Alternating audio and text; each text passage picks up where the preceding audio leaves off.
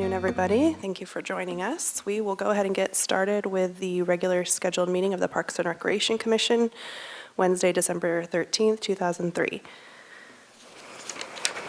May I have a roll call? Chair Feck, Present. Vice Chair McGill, Present. Commissioner Aldana, Commissioner Chang, Commissioner Clark, Here. Commissioner Lesnar Buxton, You. Commissioner Nander LaBerge. All right, thank you. Are there any changes to the agenda? Chair Feck, there are no changes. Thank you. And I didn't receive any written public comment, but was there anything submitted? Chair Feck, there was no written public comment. Okay, thank you. All right, so we'll move on to public comment. So at this point, any member of the public may address the commission for up to 2 minutes on any subject within the jurisdiction of the commission that is not scheduled for a public discussion before the commission. The total amount of time for public comment will be 15 minutes. So this will be anything that's not related to an agenda item. If you filled out a speaker slip for something on the agenda, we'll get to that later.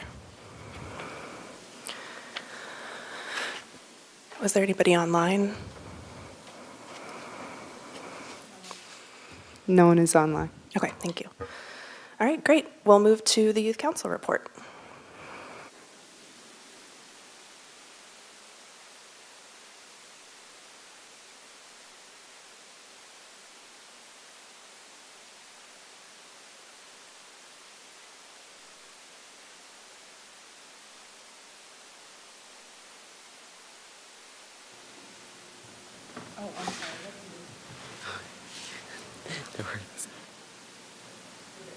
Okay.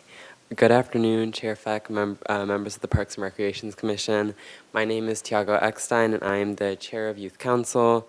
I'd like to provide a brief update on some of the past and current events Youth Council has been working on. So the Youth Council partnered with Santa Barbara Police Activities League for the 4th annual Trunk or Treat event this year. Together, we welcomed roughly 1,500 members of the public. Our goal with this event was to really create a safe space for the community and a variety of city departments to have a really fun night of trick-or-treating. We hosted a total of 27 decorated trunks, 9 of which were city vehicles. We are happy to announce that during the Youth Council organized Best Trunk Award, Park Rangers took home first place.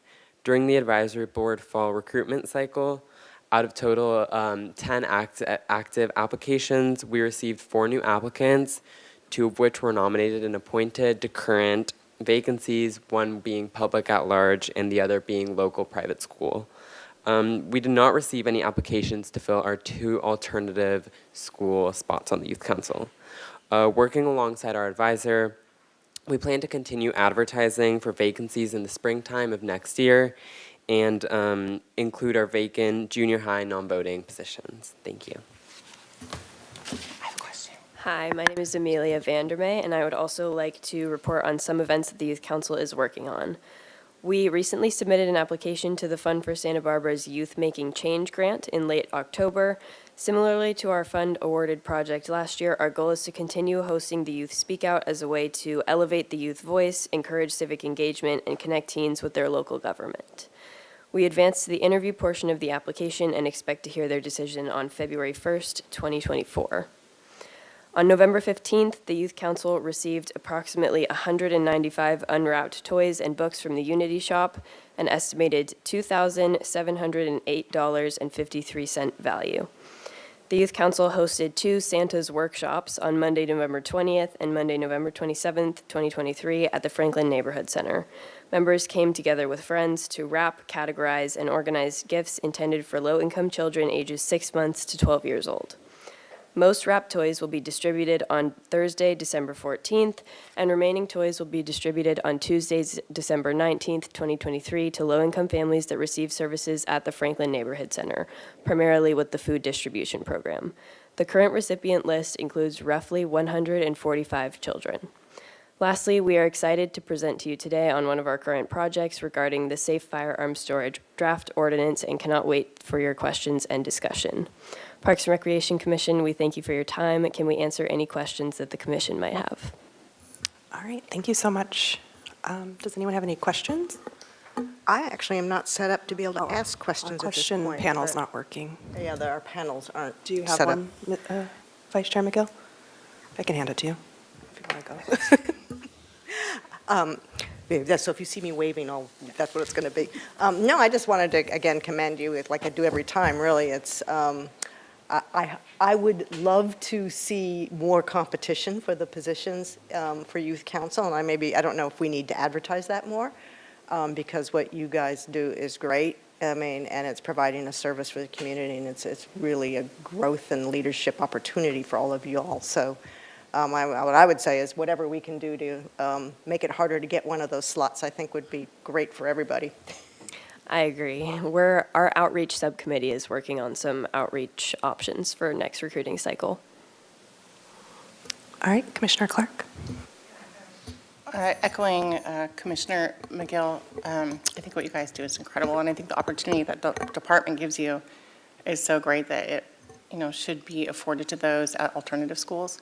And I know you guys have spoken in the past about doing public outreach, and that's commendable. I was wondering if you would be able to prepared to come back with your next youth council report after the holidays with kind of an action plan, because I'm interested in what you guys are doing in terms of public outreach at schools such as Olive Grove, because I've met kids from those schools and they're really bright too, and they would be good members. So right now, usually our advisor, Ms. Morgan, will go to alternative schools and present on what youth council is and try to recruit. It's hard for members on the youth council to do that because it's during school hours, but we will definitely revisit that and come up with a plan. That would be great. I think if you went in person, it might be even more valuable than an adult telling them what they should do, Thank you. or what would Yeah. be good for them. So. All right, Annie, I'll just echo that too. I mean, I've been sitting in some of your guys' meetings, and I'm just thoroughly impressed by just like your professionalism and the maturity and just your guys' work ethic. I know you're going to school all day, you're involved in youth council and a million other things, so just thank you for being here and being involved. So appreciate your time. Thank you. All right, thank you for that. We will move to Commissioner Committee assignment reports, and I'll start on my left with Commissioner Clark. I attended the Street Tree Advisory Committee meeting last week where we visited the tree on the agenda, and we talked at great length in scintillating detail about the different street tree designations proposed, and it was actually really fun and fascinating. So thank you. All right, thank you. Commissioner Chang. I was unable to attend the Golf Advisory Committee, but there was one individual who withdrew from the advisory committee due to other claims on their time. Thank you. Vice Chair McGill. We had a meeting of the Arts and Culture Subcommittee of the De La Guerra Plaza Revitalization Committee yesterday. The name is longer than the report. And it was a further discussion of the project manager position for a public art in De La Guerra Plaza, which is progressing very nicely. Thank you. Thank you. And Commissioner Lesnar Buxton. Nothing put today, thank you. All right, thank you.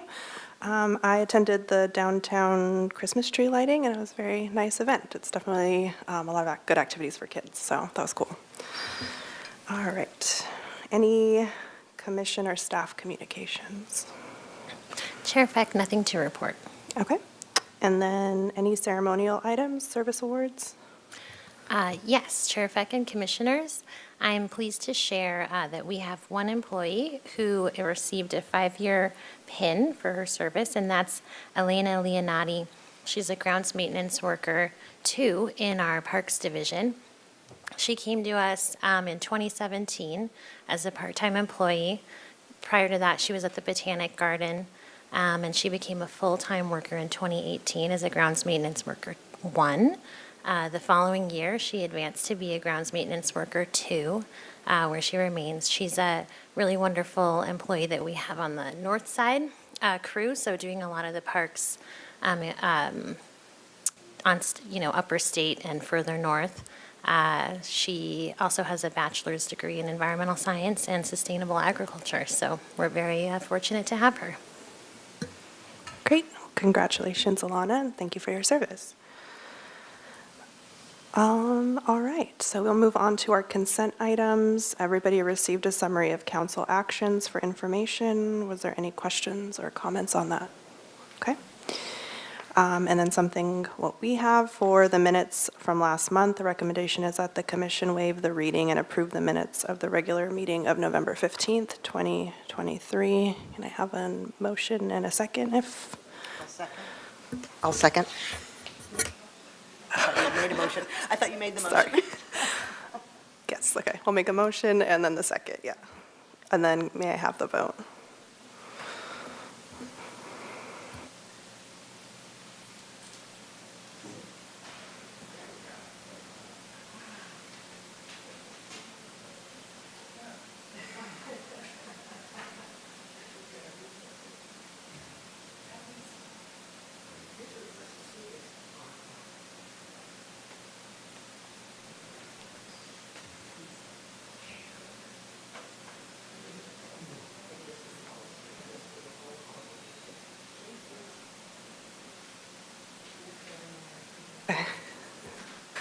All right, do I do the roll call? Okay, all in favor? Aye. All opposed? Okay, so moved. All right, thank you. Street Tree Advisory Committee items. Good afternoon, Chair Fack and Commissioners. The first item for review is a request to remove 3 trees located within the front setback of the property at 1269 Farella Road. The applicant's requesting the removal of 1 jacaranda, 1 long-leaved yellowwood, and a pineapple guava. The applicant is pursuing removal due to comprehensive property improvements. The house is essentially going away in entirety. They're building a brand new structure, and due to realignment of the driveway, if you were able to do a site visit, there was sort of this kind of pull-off area, kind of like street side parking. So the driveway is actually going to raise all the way up to the street level and enter kind of like at almost like a second story. So the new driveway is in direct conflict with the 3 trees located within the front setback.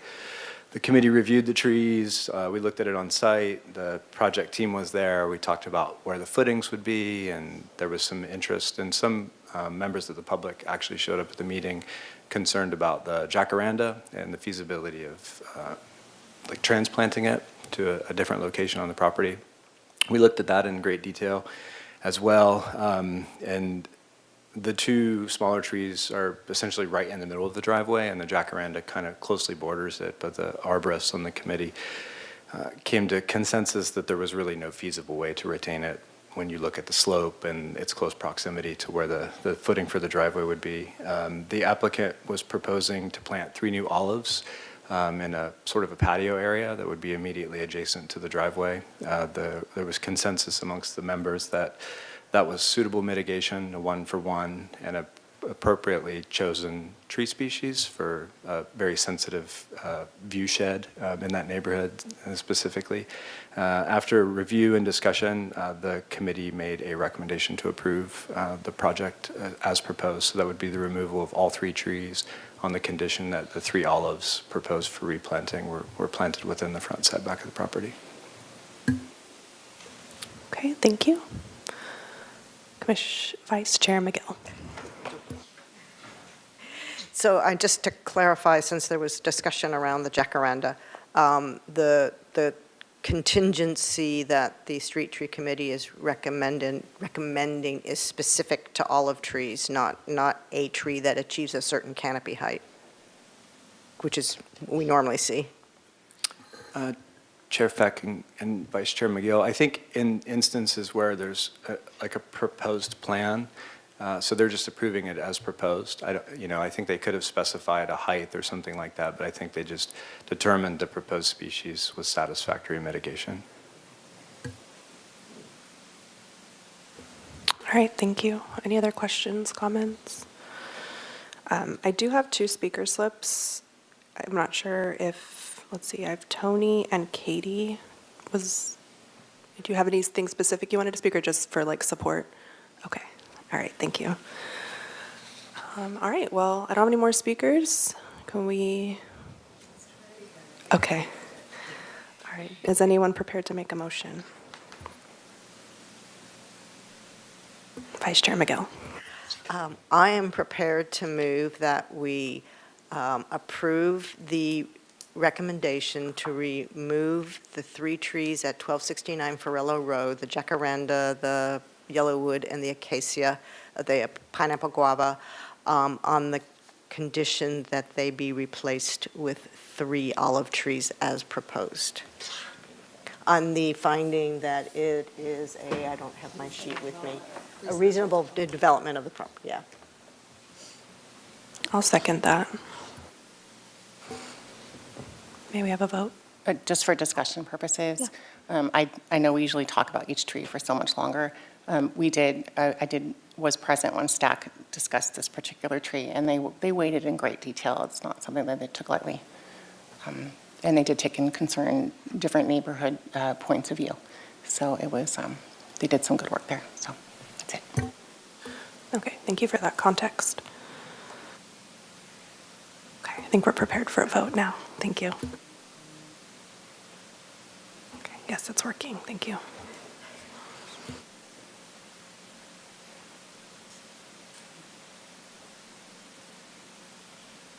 Okay, it's approved.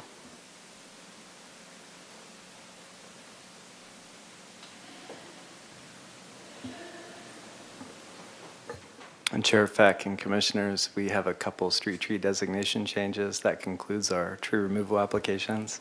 It's a holiday season. As Commissioner Clark noted, we spent a lot of time on these, but I'll try to get through them quickly. So in the 0 to 300 blocks of Anapamu, last month, we looked at a application for the Central Library where they wanted to do some frontage improvements and change the street tree species. That project was approved. The landscape architect proposed the use of a Natchez crepe myrtle, which is just like a white version of a crepe myrtle. It wasn't the designated species, so we brought the essentially 0 to 300 blocks of Anapamu back to look at it with the intent on designating the crepe myrtle and adding a couple additional species to increase diversity and give us a little bit more utility on the street, which is the same kind of themes that we review consistently with the street tree designation changes. The parkways and the tree wells are pretty narrow there.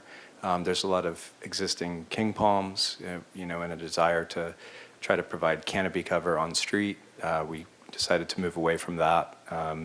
After extensive discussion, it was determined, or the committee made a recommendation to recommend hybrid crepe myrtle, trident maple, and yellow trumpet tree for the 0 to 300 blocks of East Anapamu.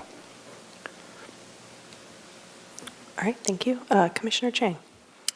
So it is the 0 to 300 blocks. The request at the very bottom says 0 to 200, so just want to make sure that's clear.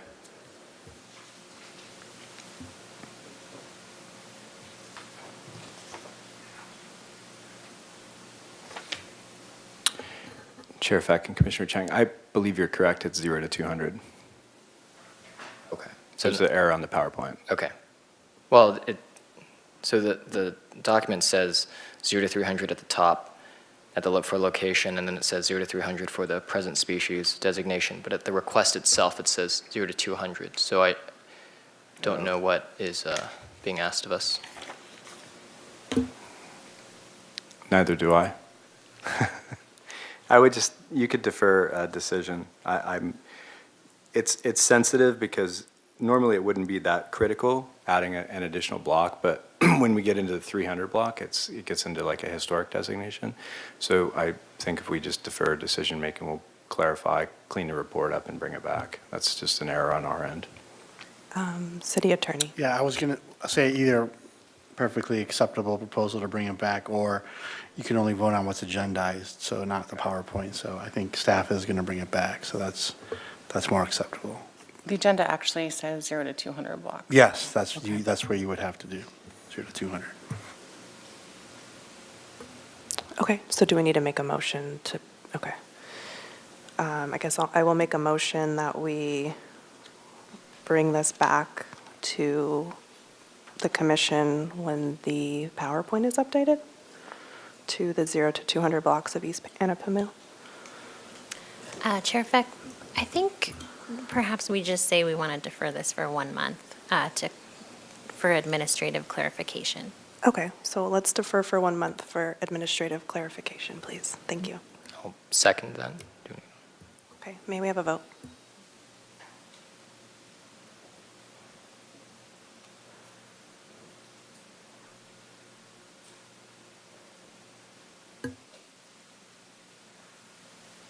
All right, great. We'll see that next month then.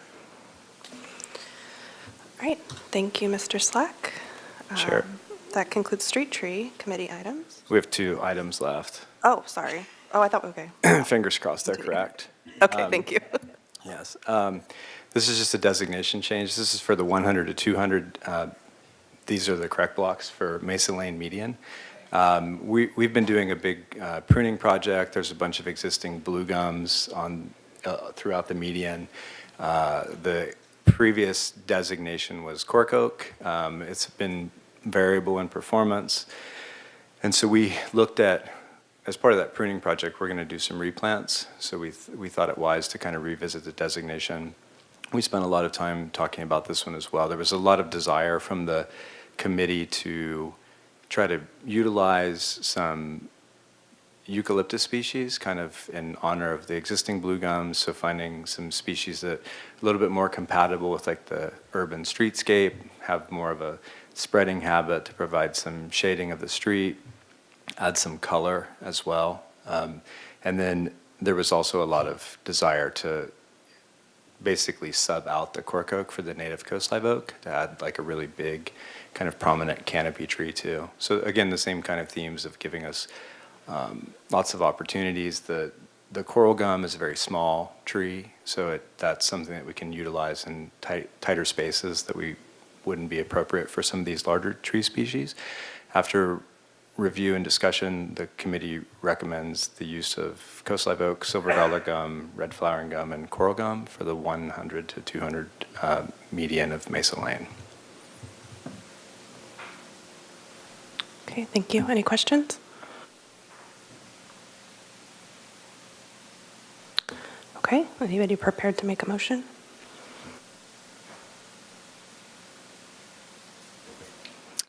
I will move to approve the Coast Live Oak, move that we approve the Coast Live Oak, silver dollar gum, red flowering gum, and coral gum as designations for the 100 to 200 medians on Mesa Lane.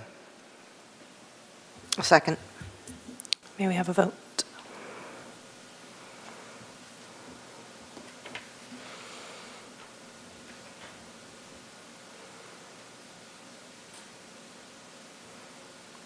Okay, that's approved.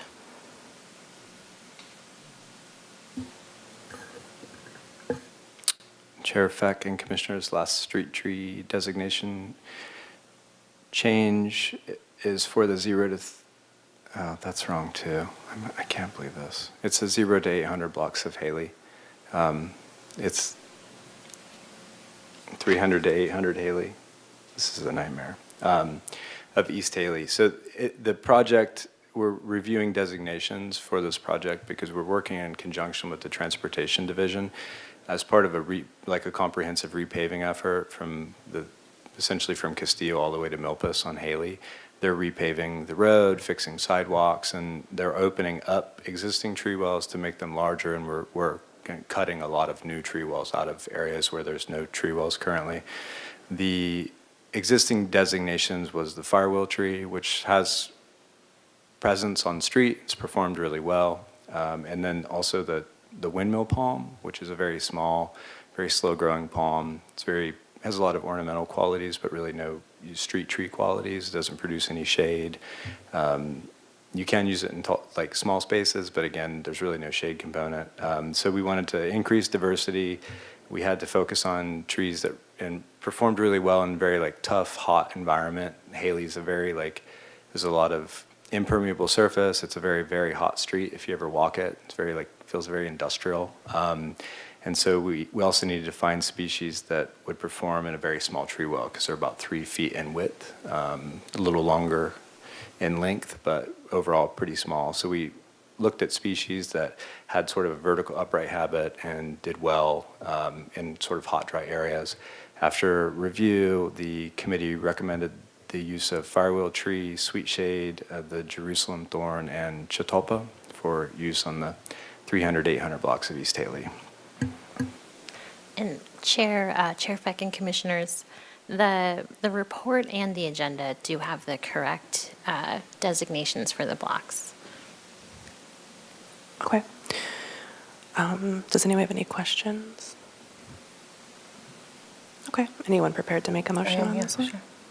Commissioner Clark? I'm prepared to make a motion that we agree with the Street Tree Advisory Committee recommendation to modify the existing designation of street trees at the 300 to 800 blocks of Haley Street to include the firewheel tree, sweet shade, Jerusalem thorn, and chautauqua.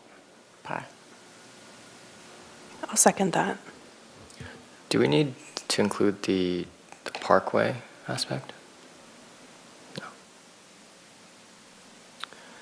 Okay. May we have a vote, please?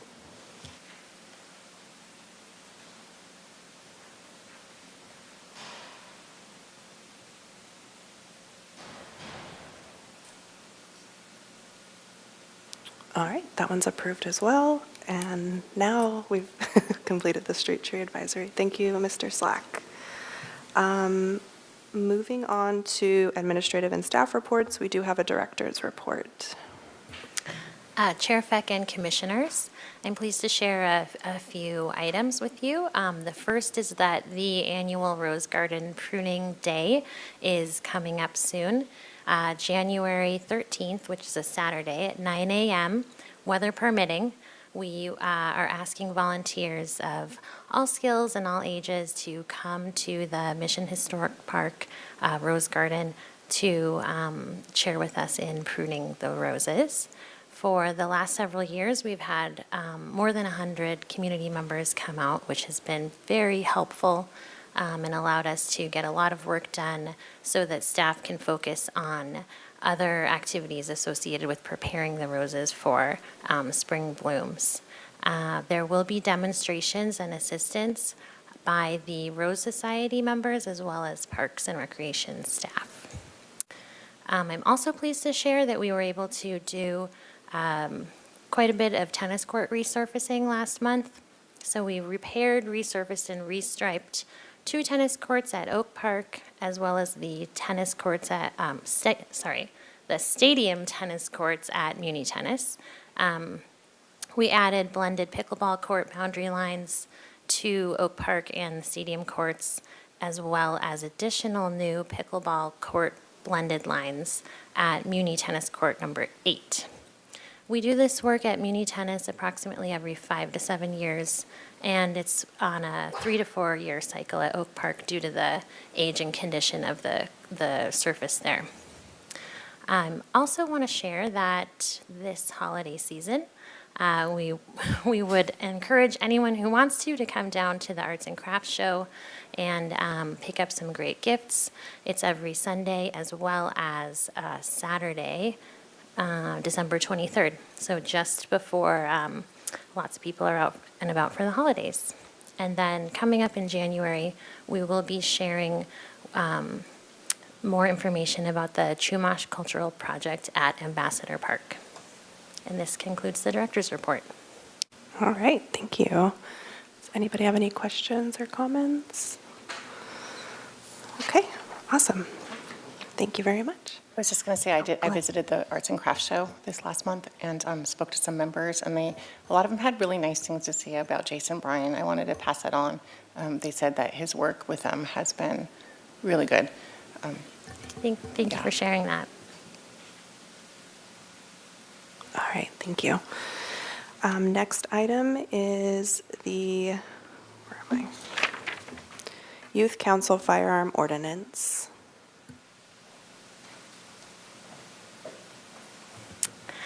Commissioners, I'm very pleased to introduce this. I will let Nicole introduce our youth council members who will be presenting on this ordinance. So I'll pass it on. Chair Feck, members of the Parks and Recreation Commission, I would like to introduce to you today Chair Tiago Eckstein and our member Amelia Vandermeer, who will be presenting on the Safe Firearm Storage Draft Ordinance. Good afternoon, Chair Feck, Commissioners. So I'll be giving you a brief presentation outline over about what we'll be going over today. So we're going to start off with background information on how we decided we wanted to take on this project and just background information on the project overall. Then we'll be moving on to purpose and intent and the timeline of the project. After that, I'll be going over the ordinance itself and talking about the ordinance in in context of a residence and in a vehicle. Finally, we'll move on to the penalty of the ordinance, of violating the ordinance, and finally the recommendation. The Youth Council decided to write this ordinance because of the increase in gun violence in both our community and the United States in general.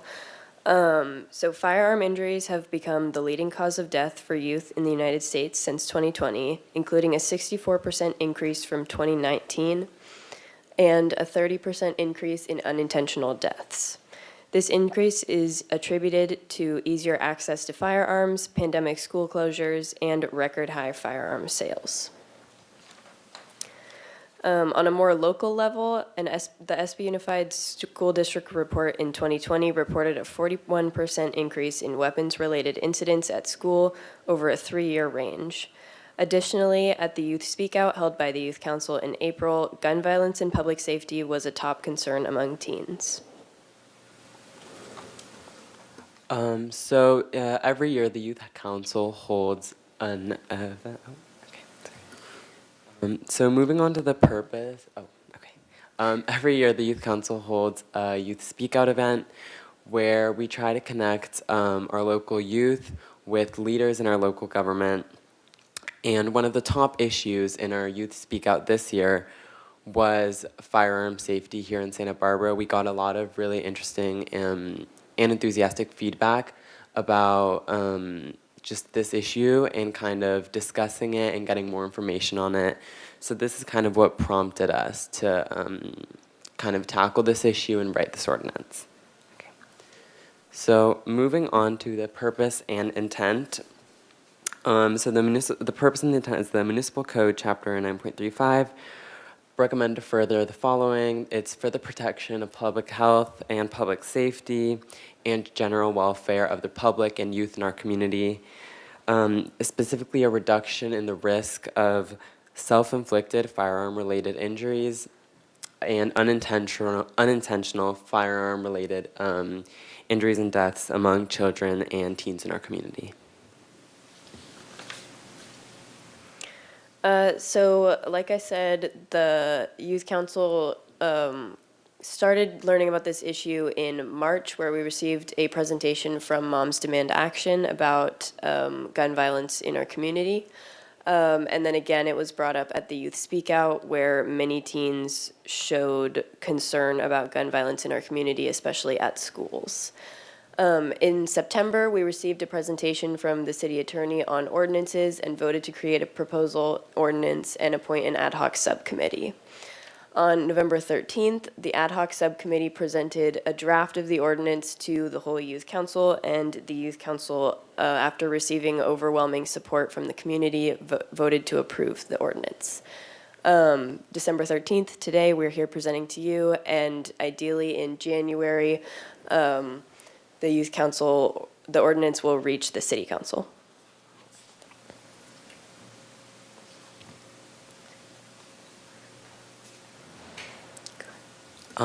So now moving on to the ordinance itself.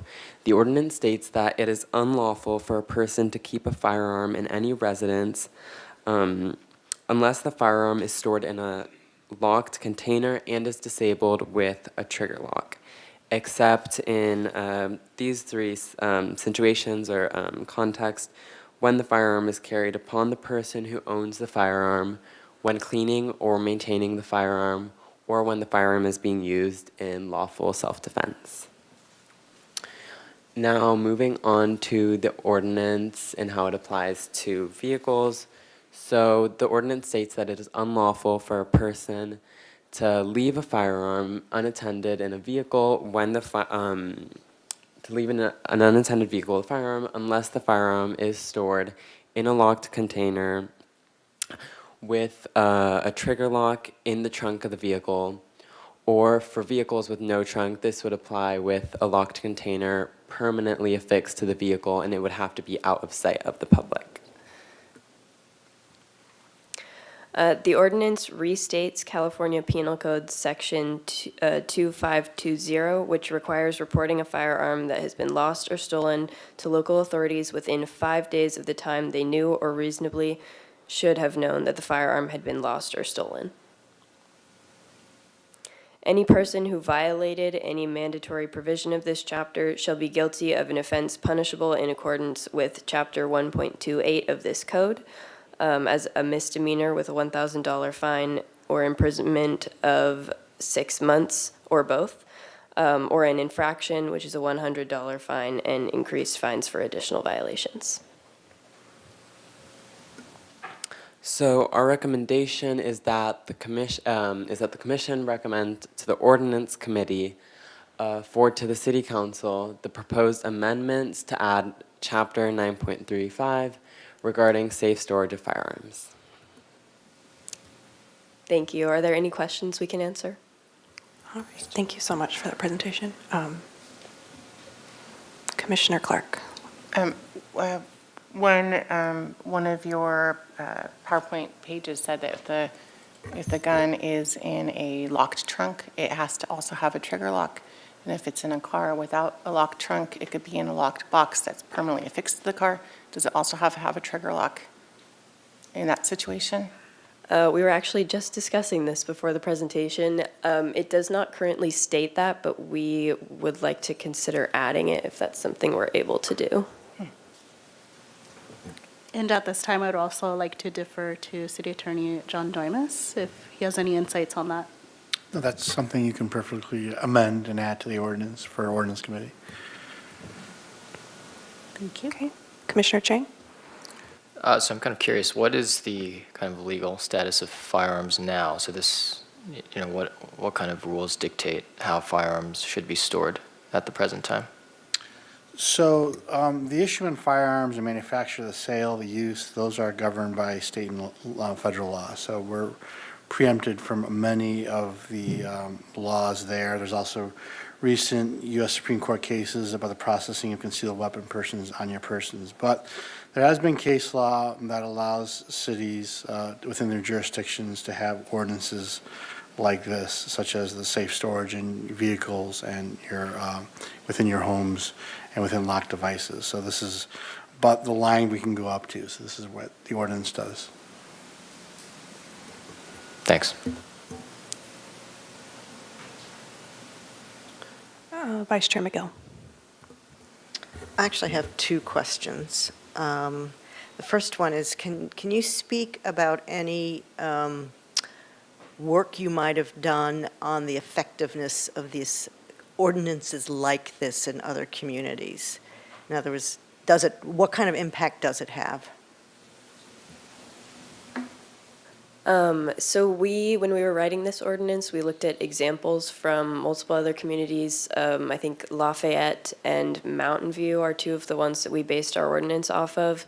And we've also been working with SBPD to figure out what enforcement and raising awareness would look like after the ordinance is passed. But in other cities, it's ideally the police department checking in with gun owners, making sure they're following the laws, and then also just relying on people reporting theft and that kind of thing so it can be enforced. There's no statistical information that you have that says in this community they did it and 2 years later, this happened. Chair Feck, Commissioner McGill, recently for surrounding areas such as the city of Goleta, which recently passed an ordinance, and I believe the city of Carpinteria has an ordinance that's underway. At least for those surrounding cities, this would be a relatively new ordinance. Goleta has done some community events, but in terms of statistical data at this time, we do not have any for the surrounding cities that would reflect this. Okay, thank you. And the other one is just something that's been kind of worrying in my brain since I went to this, I think it was September presentation that y'all had up here, which was excellent, by the way. The whole issue of self-defense, has there been any conversation about that in terms of, you just envision it was self-defense and you had to get it out of the lockbox and do da-da-da-da-da-da. Have there been any conversations about how that actually works in real life, and does that cause any kinds of issues for the ordinance? So we have not really discussed that a whole lot, but this ordinance the purpose of it is more to protect, like, children from accidental injuries. A lot of, I'm sure, like, if you've read the news, a lot of gun incidents involve children who were able to access a firearm that was just lying around in their house and wasn't safely locked up, and accidentally injuring themselves or someone else. And then I guess by extension, they're less likely to say, well, isn't this cool, and stick it in their backpack and bring it to school. Yes, exactly. All right, thank you. Commissioner Chang. So I'm curious about this stat. SBUSD reported that there was a 41% increase in weapon-related offenses from 2015, 2016, over the following 3 years. What percentage of that was firearms? Chair Feck, Commissioner Chang, I don't recall the percentage directly. I believe there was no real firearms. There were items that very closely resembled firearms that were fake, but I don't recall the actual statistic Oh, okay. for Thank the you. fake firearms that were included in the 2020 SBUSD report. Commissioner Clark. I guess my question would be, and maybe for the city attorney, once an ordinance like this came into effect, what kind of outreach would there be? I saw as a misdemeanor, someone could pay a $1,000 fine or be imprisoned less than or equal to 6 months. So if there was someone in the community who had a firearm for safety or self-defense in their house and got reported by someone, that it wasn't locked up, were they really liable to go to prison for 6 months? Well, the ordinance, like, in our Santa Barbara Municipal Code, our ordinance, which covers various actions, issues, the majority, unless it's specifically stated, so the vast, vast majority, I would say close to 99% of our ordinances violations can be charged as a misdemeanor. But they're called what's wobblers, meaning they can be charged as misdemeanors or reduced down to infractions. So that, doing work without a building permit can be charged as a misdemeanor, right? So what can't be charged and cannot go to the level is like a felony. So, there is a responsibility on the public itself. There is no such defense as ignorance of the law, so that would have to be updated on the ordinance. But the city with staff and in the youth council can do outreach. And outreach is also in these meetings, publicizing these meetings as we go through the steps of 3 different bodies we're going through. Well, actually 4. We went through the youth council. We're going through now the Parks and Recreation Commission. We're going to the ordinance committee and city council. So there's various ways and steps of doing that. And it's a judge that would change from a misdemeanor to an infraction? The city prosecutor would be the one filing the charge, and they are the one with the discretion to charge as a misdemeanor or an infraction. It would be in criminal trial, and you would have the right to, if it's charged as a misdemeanor, you have a right to a jury trial. If it's charged as an infraction, it's equal to a parking ticket, and there is no right to a jury trial on that. Chair Feck and Commissioner Clark, if I could just add, in having a conversation with our police chief, who is here if we have any questions for her, one thing that she noted that's been really effective within other municipalities that have adopted similar rules is doing a lot of outreach when the ordinance takes effect. And just having this kind of ordinance be something that community members are aware of has encouraged more people to really take heart and think about what's going on in their own home or friends or family's homes and purchase the storage boxes and things like that. So we would, I think, want to work with the Youth Council in the coming months to do that kind of outreach campaign so that people understand that we've got this ordinance in the books now, and understand how they can make their homes safe. All right, thank you. We have one speaker slip, so Manjeet Chalker, apologies if that's incorrect, but please come forward. You'll have 2 minutes to speak, and there's a clock right kind of on the front, so, okay, thank you. Hello, everybody. My name is Manjeet Chalker. I'm a mother and a volunteer for Moms Demand Action in Santa Barbara. We're a grassroots advocacy group fighting to end gun violence. Our Be Smart initiative focuses on educating parents and caregivers on why safe storage of firearms is necessary to prevent the tragedies that we hear about all too often. I want to thank the Youth Council for bringing this life-saving legislation to Santa Barbara City Council. I also want to thank Goleta City Council and Carpinteria City Council for already passing safe storage ordinances in their city. Gun violence is the #1 cause of death for American children and teens. Not car accidents, not drownings, guns. Every year, nearly 350 children unintentionally shoot themselves or someone else. That's roughly 1 unintentional shooting per day, and 70% of these incidents take place inside the home. Since COVID-19, the firearm suicide rate among children and teens has increased by 65%. More than 700 children die by gun suicide every year, most often using guns belonging to a family member. 90% of suicide attempts with a firearm will end in death. By removing easy access to firearms through safe storage, we greatly reduce the likelihood of a child or a teen dying by suicide. Unsecured firearms also fuel gun violence outside the home.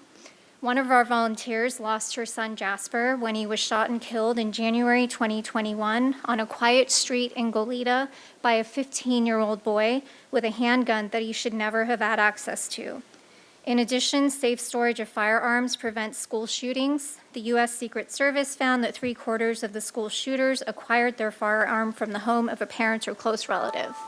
Thank you for your time and your consideration on passing this life-saving ordinance for our community. Thank you so much for speaking. All right, I don't have any more speaker slips, and I don't see any other requests to speak. Anyone else have any comments? I had one question for the Sure. police chief. Yes. I recently read a New York Times article this weekend about guns that were confiscated via buyback or from the police department. Did you happen to read that article? Good afternoon. I did not read the article, but we actually do and just did a gun buyback here in the city of Santa Barbara in the spring, and within an hour of starting our gun buyback, we had already run out of gift certificates that we issue. When we do a gun buyback, they get a gift certificate for turning their gun in. We continue to take guns that day, but even after the gift certificates, a lot of people still surrender them. So gun buybacks are successful. It's great to hear that we're doing them in our community. My question is, in the New York Times article said that many companies that police departments contract with to destroy the guns, destroy just one part of the gun, and it's a part that's essential for the gun, but then they resell the gun kits online, missing that one essential part that illegal gun users can then procure attached to the gun kit they bought at discount online, and then those guns get released back into the community. So my question is, do you know where our guns go? We melt them. Great. Good. Thank you. I can't speak to what has been done in the past because I don't know, but it's always been my policy that we melt them, so. Thank you for that. We don't resell them. That's a relief. The article was terrifying. I think it was last weekend. I actually yeah, I know which article you're speaking about, but no, we melt them. Oh, good. Yay. Thank you. You're welcome. And thanks for coming tonight. All right. Well, thank you very much for everyone that spoke and showed up in support of this, and thank you to the Youth Council. I was at your November 13th meeting too, and it was great, very professionally done, and just appreciate everybody that supported and helped along the way. So I think we can move to the recommendation is that the commission, let's see, where is my thing? Let's see, the recommendation is that the ordinance committee forward to the city council the proposed, oh wait.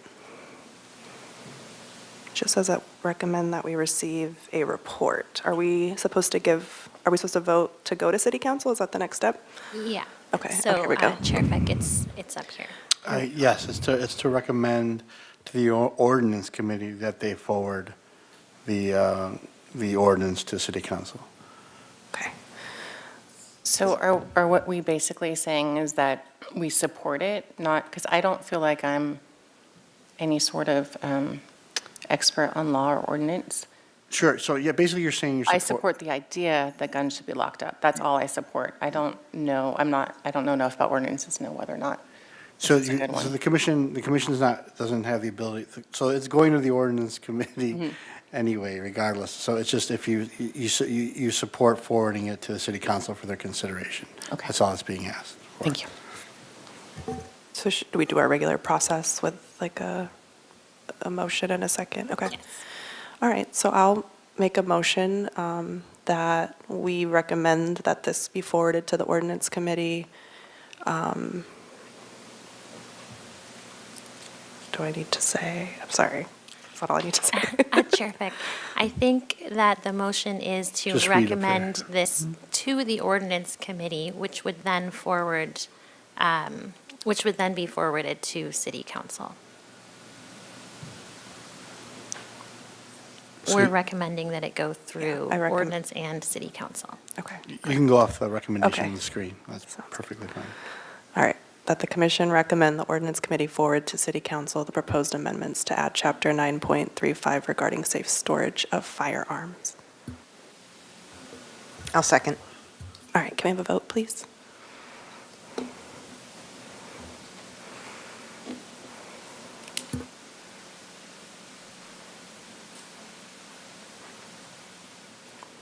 All righty, well, thank you very much. Appreciate your all's time on this. Well done, guys. Well done. Thank you very much.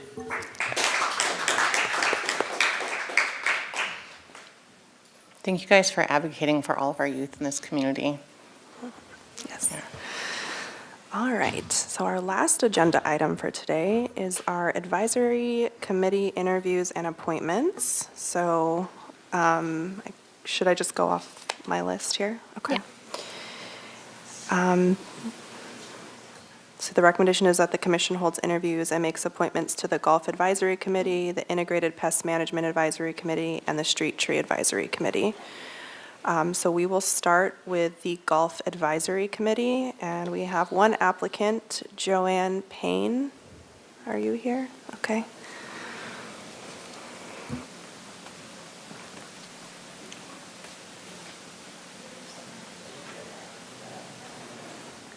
Okay, you'll have 2 minutes. Okay. My name is Joanne Payne, and I'm here to reapply after 6 years of serving on the Golf Advisory Committee. I really enjoy my role, and I think I have a lot to offer, being with a lot of golf groups locally. My business is in entertainment, mainly for children's, and so I was very pleased to hear about what they were doing before.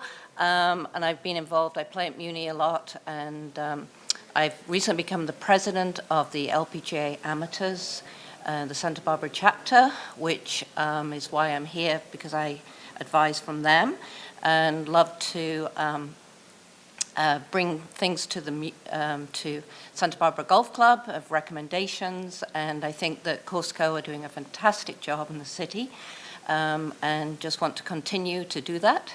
And, to further women's golf, as well as, encourage men as well to come along and play and at the gorgeous course. And would like to reapply 2 more years on the committee. Okay, thank you so much. Appreciate you. Do you need to ask me any questions? I don't, So Chair Feck, I think if Does you anyone- have any questions. does anyone have any questions for Ms. Payne? No questions. Okay, Okay, thank thank you. Chair Feck, do you want to vote on each committee as we go? So do golf now? All right, may we have a vote?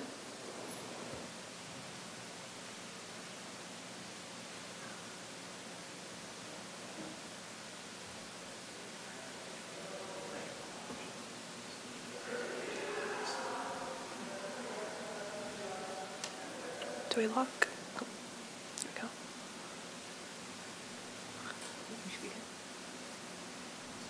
Okay, approved. Welcome back. And thank you for serving on the golf committee. We appreciate you. All right, moving to integrated pest management. We have 4 openings for the community at large. So we will start with Barbara Silver. Are you here? Okay. And then just make sure you speak directly into the microphone.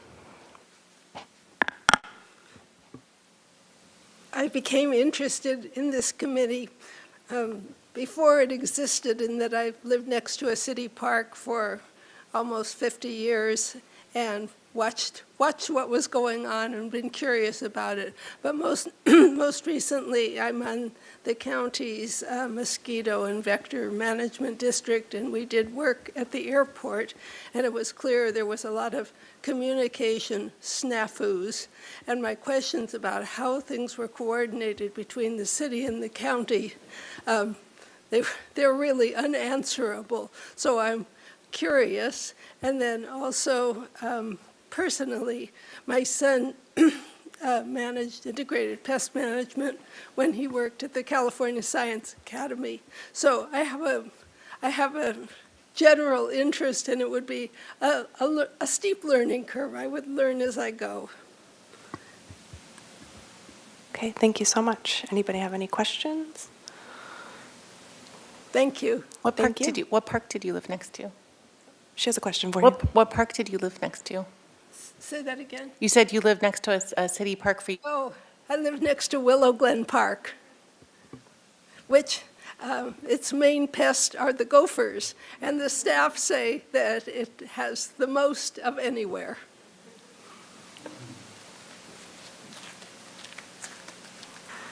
Did you have a question? Okay. All right. We can vote? All 4? Or do you want to do all 4? Okay, And- we'll do all 4. Next, we have Greg Chittick. Hopefully I'm pronouncing that correctly.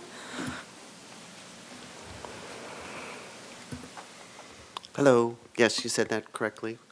Madam Chair, members of the committee, my name is Greg Chittick. My background is engineering, hazardous materials assessments. I've been on the committee since its inception in 2004. I think we've done a lot of great stuff. We have a good working relationship with staff, and we work through challenges and problems pretty well. I think we're good compromisers with the health and safety of the community at the heart of what we're doing, and I'd like to continue. Okay, thank you so much. Any questions? Nope. Okay, thank you. Next, we have Keith Nevison. Close. So my name's Keith Nevison. Got to raise this up. Happy holidays, everybody. Chair Feck and Vice Chair McGill and Commissioner members. My name's Keith Nevison. I serve as the Director of Horticulture and Operations at the Santa Barbara Botanic Garden. I have a lot of experience in evaluating problems associated with pest control and always taking a safe approach, especially around landscapes where the public will be interfacing. The garden is very interested in moving beyond the boundaries of our physical space and doing more work in the community. To that, we have signed a memorandum of understanding with the city to plant a couple of satellite garden native plant beds at Owl's Keck Park. And in the future, we intend to do more work, not just in the city of Santa Barbara, but in all the supervisory districts throughout the county is Santa Barbara. And that is written into our strategic plan for the next few years. We are about to celebrate our centennial at the Garden, so we're really ambitiously thinking beyond what we have going just at the Garden. But I would love to join the Integrated Pest Management Committee, again, because I feel like I have a lot of experience in evaluating mechanical, chemical, and et cetera, cultural controls for weeds, whether or not that actually is resorting to a chemical use or not. I would have a non-biased evaluation and judgment when considering those issues. That's it. Okay, thank you so much. Any questions? No? Okay, thank you. And next we have Kristen Labont.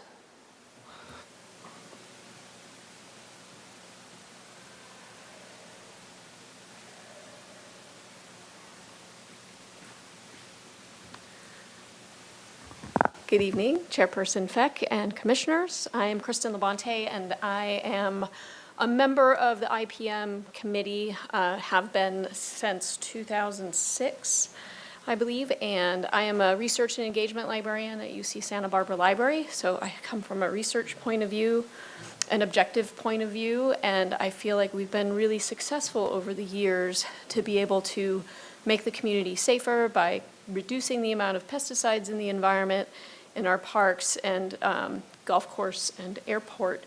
But I also feel like there are points in time where we really have to take a look at what we're doing and how we're restoring creeks and how we can do it effectively. Staff time comes at a cost, so we need to have balance there. So I like to bring an objective point of view. And I really enjoy working on this committee, and we're about to celebrate 20 years. So it's pretty awesome. Thank you. Any questions? All right. Yep, Vice Chair McGill. It's not really a question, it's more of a comment, since I think we're moving rapidly past questions. And it's just, I mean, I've been a bit of a hit or miss liaise with the IPM for a couple of years now. Nicole and I kind of bounce off each other with that one. And I've just been so impressed with this committee in terms of its, clearly has a mindset towards reducing use and really exploring options, but also a very pragmatic view of the world. When something needs to happen, it needs to happen. And it's just, it seems like it's a thoughtful group. It explores options. It doesn't take anything for granted. And so I've really appreciated, and I certainly have learned a lot about gophers. But I also think this is great to see a couple new people trying to join the committee. I mean, it's I think every group benefits by having new thoughts and new ideas and having a mix of subject matter expertise and community involvement and engagement. I also think is really good too. So I'm really heartened to see faces that I would not want to see leave in the room and new faces in the room. Commissioner Clark. Echoing Vice Chair McGill's sentiment is I've also been the liaison to IPM for maybe 8 years.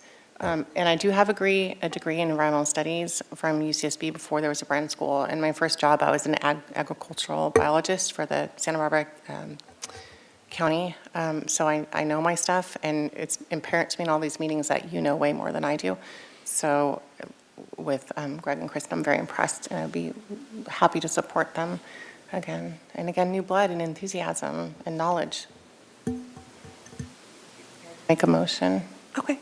Yeah, so that takes us to the end of the Chair applicants for community at large. There's still one more. Should we do that one It first? says, And then, I would well, Chair there's Beck- community at large, that's complete, and then there's the pesticide awareness committee is separate, right? I'll repeat the comment later.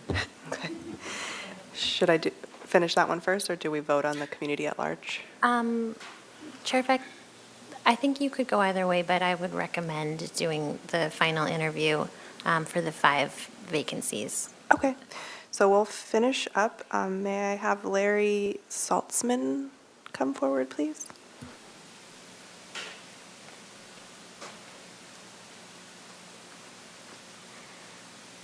Hello, Commissioner and members.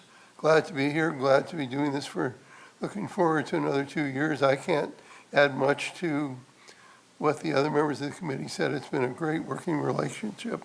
Excuse me, great working relationship with the city, and we seem to be able to really work together to solve problems with minimal contention and difficulty. I've been involved in organic gardening in Santa Barbara for almost 30 years now, running the Santa Barbara Organic Garden Club in the California Rare Fruit Growers chapter. My interest in the environment started in the 1960s when I worked for Captain Jacques Cousteau with my wife. And that's about all I have to say. Well, thank you very much. Any questions? No? Okay, I think that concludes all the applicants for the Integrated Pest Management Advisory Committee. I think we can make a motion. Can I make a motion that we approve the,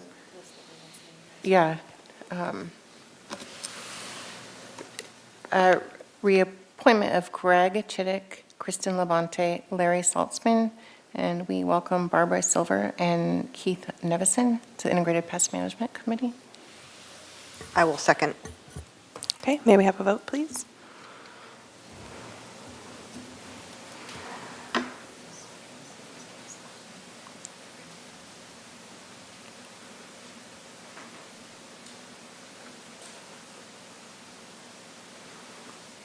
All right. Well, thank you, everybody, and welcome back to those, and welcome all the newcomers, and thank you for your time.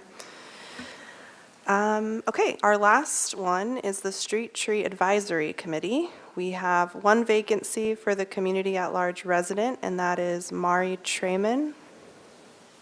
If you want to come forward.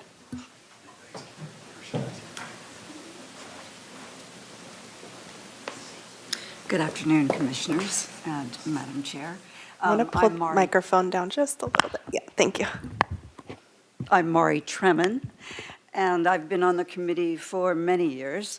I find it one of the most satisfying things I do, and I would be grateful if you'd allow me to continue for another 2 years to help them make decisions for recommendations to the Commission.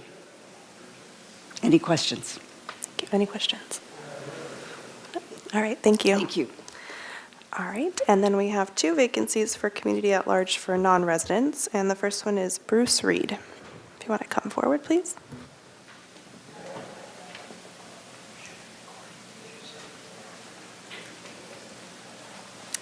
Hi, folks. My name is Bruce Reed. I think I've been on the committee for close to 8 years. Could that be correct? Seems like a long time, and very happy to do it. It's enjoyable work, as Maury said. My background is formerly I was an arborist and worked at the Santa Barbara Botanic Garden for a great many years, plantsman and nurseryman. If you have any questions, I'd be happy to answer. All right, thank you. Any questions? No? Okay, and we have Warren McPherson, if you want to come forward, please. Yes, I'm Warren McPherson, usually Duke, actually, but I'll go for Warren this time. Yeah, I think I've worked under 3 city arborists at this point. Dan Condon, oh, help me. Tim Downey, yes, and our present wonderful arborist, Nathan Slack, the best. Anyway, if nothing else, that gives me pretty good points for being reelected. Anyway, I really enjoy this. I concur with Mari that it's just a wonderful group. We work together very well, and we think of you all too. You're there in our minds making these big decisions. I think the main thing is being objective in representing the needs of the individual property owners and the needs of the city in terms of preserving the urban forest. Delicate balance, really delicate balance. I think we put our heads together and we come out with good results. So reelect me. Thank you very much. I don't know if you have any questions. All right, thank you, Duke. Any questions? Okay, we have Commissioner Chang with a question. I guess, well, this is, anyone can answer. You've all served on the advisory committee, but, you know, have preferences for different trees changed over the time you've been on the committee, and sort of how do you process those changes? You know, it's kind of I don't know what the term is, meta is, among different arborists and people who are in the industry. Oh, I think that's a Nathan Slack question. Okay. That's pretty complex. We could go into hours-long discussion on this matter, but good question, though. Thanks. Okay, Commissioner Clark. It was more of I just wanted to say that these guys are incredible and they're leaving this total legacy in the city, as is Mr. Slack. Not really a question, it's just a statement. I would be grateful to have them back, but we're not there yet. Okay. Yes, I agree. Very thankful for the expertise that you guys bring. It's really remarkable. And actually, and I could, because I do go to their meetings, partial answer to your question is almost none of them have the exact same preference, and they all have different but really extensive backgrounds. So that just lends so much thought and creativity to how they deal with urban forest issues. Nice, okay. I don't see any other questions. So does someone want to make a motion for Street Tree Advisory? I can do it. Okay. But okay, I am going to move that, these are all reappointments, that we reappoint Mari Treman, Bruce Reed, and Duke McPherson, Warren McPherson, to another term on the Street Tree Advisory Committee. I'll second that. May we have a vote, please?